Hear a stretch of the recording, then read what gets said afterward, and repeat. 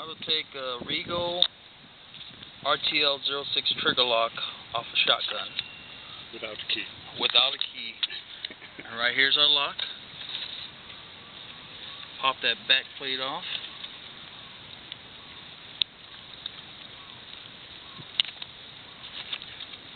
And there's 2 bolts in there. 2 cross-tip screws. Cross-tip screws.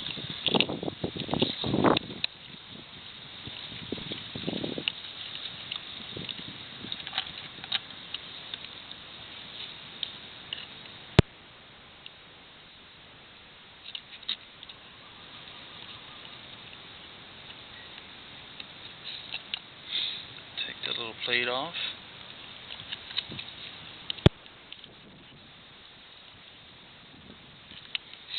And with some needle nose pliers, you have to turn the tumbler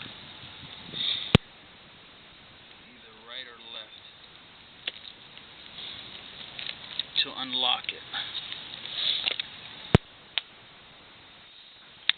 And that's how you take a Regal lock off.